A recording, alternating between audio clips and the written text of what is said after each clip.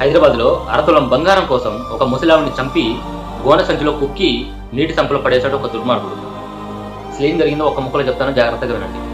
హైదరాబాద్లోని మీర్పేటలో కమలమ్మన్న ఒక ఆవిడ స్కూల్లో ఆయాగా పనిచేస్తూ తన ముగ్గురు మనవరాలను తనే పోషిస్తుంది. ఒకరోజు తన ఇంటి దగ్గరలో ఉన్న కిరాణా కొట్టు యజమాని ప్రకాష్ అనే ఒక వ్యక్తి తన షాప్లోకి పిలిచి తన దగ్గర ఉన్న బంగారం కమ్మల కోసం, అలాగే తన దగ్గర ఉన్న 10,000 డబ్బు కోసం ఆ ముసలామిని చంపి గోనె సంచిలో కుక్కి నీటి సంపులో పడేశారు. సీసీ కెమెరా ఫుటేజ్ ద్వారా ఆ ప్రకాష్ అనే వ్యక్తిని పట్టుకొని పోలీసులు జైల్లో వేశారు. అరే, అరతులం బంగారం కోసం 10,000 డబ్బు కోసం పాప ఆ ముసలామిని చంపేశావే, ఆమె అలా చంపేటప్పుడైనా సరే నీ తల్లి, నీ నాయనమ్మో, నీ అమ్మమ్మో గుర్తు రాలేదని స్కూల్లో ఆయాగా పనిచేస్తూ పాప తన ముగ్గురు ఆడపిల్లల్ని మనోరాలని తను పెంచుకుంటుంది. ఇప్పుడు ఆడపిల్లలు ఎటుపోవాలి, అసలు ఏం చేయాలి, పాపం వాళ్ళ పరిస్థితి ఏంది?